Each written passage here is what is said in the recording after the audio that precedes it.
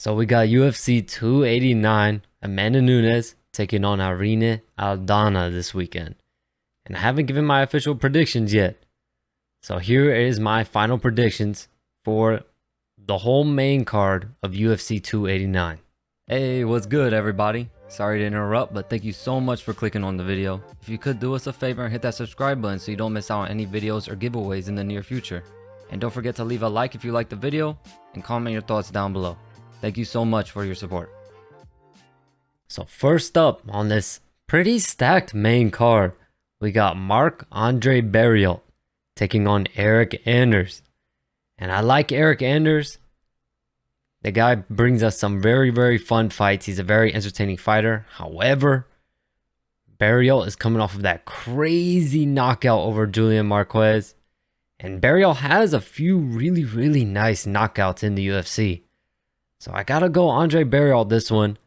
I think he's gonna be able to take the vet in Eric Anders. I think he's gonna be able to take him out. Maybe second or third round knockout is my prediction for this fight. Next up, we got fight of the night written all over it. Dan Ige taking on Nate the Train. This is gonna be fireworks. I love Nate, man. I love Nate. He's such an entertainer. He fights really good too. Not afraid to get dirty in there. But I just think the experience from Dan Ige is just going to be too much for him. Dan Ige has the bigger fights, the bigger wins. Dan Ige's been there before. He's been there. He's done that. And I just think the experience from Dan Ige is going to be too much. I think Dan Ige is going to be too much for him. I think his technique, Nate is going to want to brawl, but I think Dan Ige is the much more polished striker, and he's going to go in there, and I think he'll pick Nate apart. And I don't think he'll get Nate out of there because Nate is a tough motherfucker, but I think Dan Ige will win by unanimous decision. Next up, we got Mike Malott taking on the guy with definitely the best name on the card, Adam Fuggett. It's not Fuggett, it's Fuggett. But for this one, I'm going with Mike Malott because he seems, I looked at their records, he seems like the much more experienced fighter, and he took out Mickey Gall. I know a lot of people don't want to give Mickey Gall his credit. A lot of people don't think he's that good of a fighter, but if we're being honest, Mickey Gall is a pretty well-rounded fighter. He has decent striking, good jiu-jitsu. I mean, we saw what he was able to do with Sage Northcutt. So, you know, Mickey Gall isn't a slouch, and he was able to take Mickey Gall out. Knock him out cold. So I'm going with Mike on this one. And in the co-main event, this is the fight I am most excited about here. Charles Oliveira taking on Beneil Dariush. Charles Oliveira went on a crazy run with the title, beating everybody except Islam.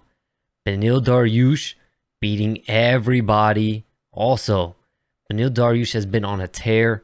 He's been due for a title shot 2-3 fights ago, but I'm surprised Beneil Dariush didn't shoot for that title shot instead of taking this fight. But Beneil Dariush is a savage, man. He does not care, and it shows that he believes he could beat anybody in this division, and he does not care. He could have waited around for a title shot. He could have held up the division a little bit. No, he wants Charles. And that is savagery. We saw what he did to Tony Ferguson. Crazy. Beneil Dariush, another very, very well-rounded fighter. Very good on the feet. Has a lot of knockdowns. Can hurt you like hell on the feet. Has really good jiu-jitsu. I'm very interested to see how his jiu-jitsu stacks up with someone like Charles Oliveira. However, we did see Charles get submitted by Islam. Therefore, I have to go with Beneil. I think Beneil will do to Charles similar what Islam did to him. I think Beneil will hurt him on the feet, have him dazed, and be able to submit him on the ground. That's how I think this fight goes. I gotta go with Beneil Dariush. As much as I love Charles Oliveira, it's tough picking against Charles too because he always pulls it out of the fire. But I can't bet against Beneil. He's hungry. He wants that title, and I think he's gonna get there. And for the main event, Amanda Nunes, Irene Aldana. Irene Aldana, great stand-up fighter, has a lot of knockouts. However, she has those notable losses of Holly Holm, Raquel Pennington, and Caitlin Chookagian. So that to me just doesn't make me feel like she's ready for someone like Amanda Nunes. Although Amanda Nunes did lose to Juliana Pena, I just didn't think Amanda Nunes came into that fight the same. She looked different. She looked unprepared. Something was wrong.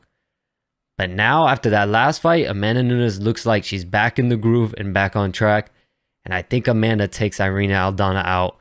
Not by knockout. I think Amanda Nunes takes her out by submission. Irina Aldana has a lot of struggles on the ground. So I think Amanda will be able to get her down and submit her.